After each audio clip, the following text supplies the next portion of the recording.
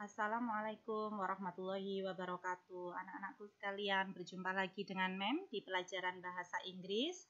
Setelah kemarin kita mempelajari 4 jenis kata, maka sekarang kita lanjut di sentence atau kalimat. Kalimat terdiri dari 2 bagian, yaitu verbal dan nominal.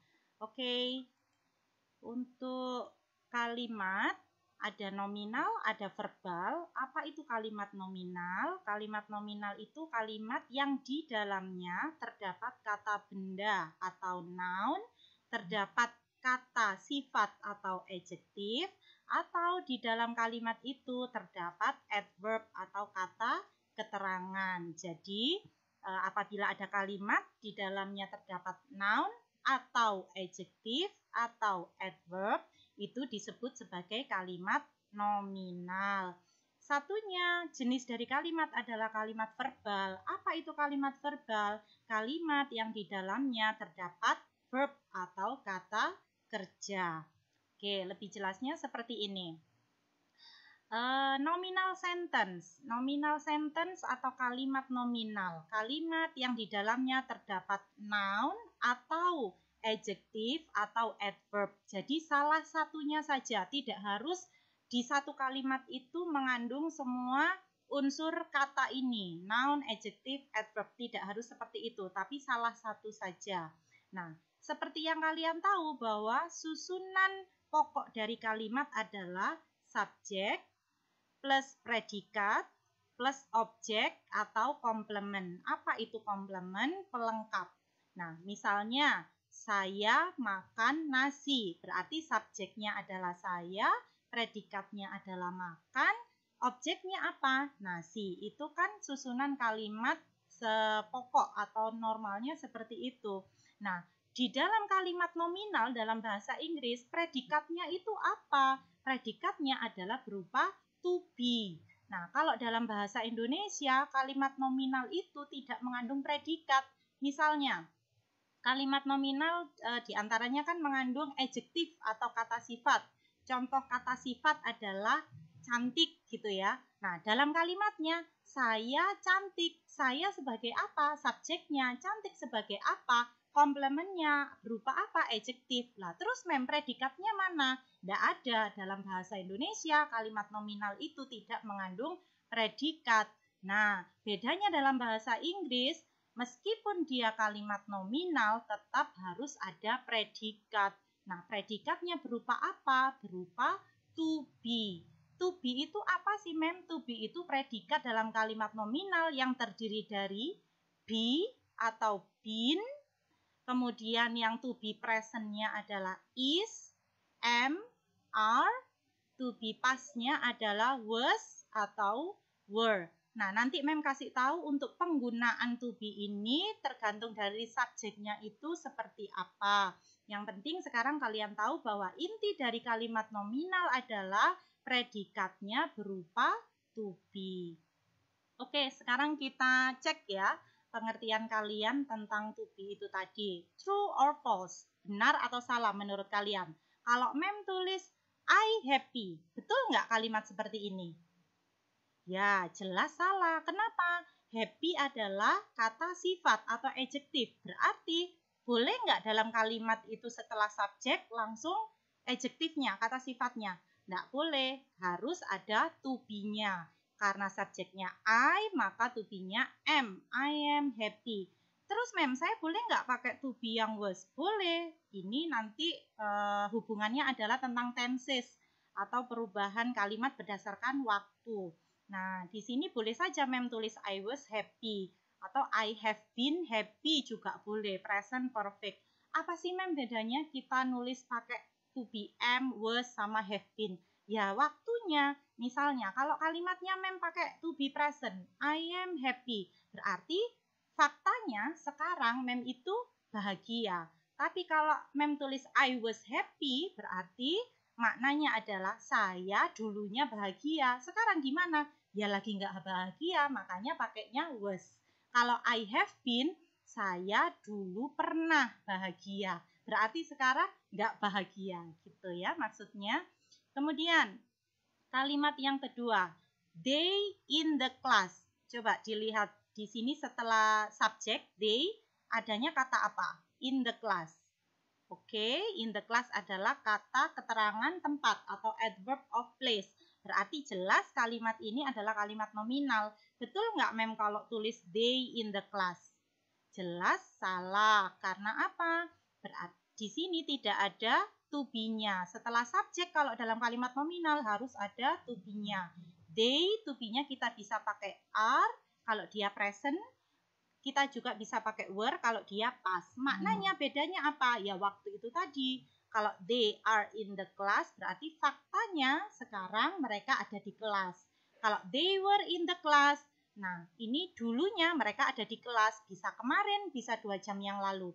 Pokoknya lampau. Kemudian, it not a pencil. Ini adalah kalimat negatif. Boleh nggak Mem tulis kayak gini? Nggak boleh. Intinya di sini dilihat ada kata apa? Ada a pencil, berarti noun, kata benda. Kalau kata benda berarti di sini termasuk nominal sentence. Kalau nominal sentence harus ada to be. To be dari subjek it adalah is. Karena ini not negatif, maka it isn't a pencil. Ini bukanlah sebuah pensil. Kemudian kalimat interrogatif atau kalimat tanya, contohnya you hungry, boleh nggak bertanya seperti itu? Kalau kalian sok-sokan tanya dalam bahasa Inggris kan biasanya gitu. You happy, you hungry gitu, boleh? Tidak boleh. Kenapa? Karena hungry adalah kata sifat atau adjektif. Makanya di sini penggunaannya harus menggunakan to be karena dia termasuk nominal sentence. Maka untuk kalimat tanya, to be-nya didulukan. Are you hungry? Nah, itu baru betul. Kenapa pakai are? Karena subjeknya you gitu ya. Misalnya mau tanya apakah dia lapar, dianya perempuan berarti is she hungry gitu. Boleh nggak Mem pakai past? Boleh saja. Misalnya were you hungry yesterday? Apakah kemarin kamu lapar? Nah, itu juga boleh. Jadi penggunaan present sama past itu tergantung dari waktunya saja. Yang penting di sini kalian tahu bahwa nominal sentence harus selalu ada to be. Yang Mem tandain merah ini adalah jenis-jenis to be yang digunakan. Oke, sampai sini Mem lanjut ya. Nah, ini Mem kasih daftar atau bagan subjek dan to be yang harus digunakan. Mem ulang sebentar meskipun ini pelajaran SD, tapi Mem yakin ada beberapa dari kalian juga nggak tahu bahwa subjek dasar, subjek yang paling basic itu ada 7. Ada I, you, they, we, he, she, it. Nah, ini Mem terangkan untuk meaningnya, tafsirannya. Kalau I, saya, orang pertama, berapa jumlahnya? 1. Makanya Mem sini ditulis singular, jumlahnya 1, saya gitu ya. Kalau you, nah you di sini artinya kamu atau Anda semua. Itu bisa berarti 2, bisa singular, tunggal, atau plural, banyak. Jadi misalnya kalian di kelas ngomong you all happy, misalnya kayak gitu. Boleh, kenapa? Karena you itu juga bisa berarti semua. Plural juga bisa berarti seperti itu. Kemudian kalau they, mereka, jelas kalau they lebih dari 1 ya, plural. We, kami. Kami itu siapa? Pasti ada I-nya, ada sayanya. Itu juga lebih dari 1 jumlahnya, plural. Kalau he, dia, untuk jenis kelamin laki-laki. Jumlahnya berapa, Mem? 1, singular. Kalau laki-lakinya ada 2, gimana? Ya berarti mereka, they, gitu. Kalau she juga dia untuk jenis kelamin perempuan. Jumlahnya berapa? 1 atau singular. Nah, kalau misalnya perempuannya ada 2, gimana? Sama seperti he tadi, dia termasuk subjek they. Untuk it itu benda, singular, jumlahnya 1. Misalnya it is a pencil. Kalau pensilnya ada 2, berarti pakai they. Jadi they ini bisa untuk benda hidup, bisa juga untuk benda mati. Nah, untuk to be-nya, kalau present, I itu pakainya am, itu sudah pasangannya. Kalau past-nya, to be past-nya pakainya was.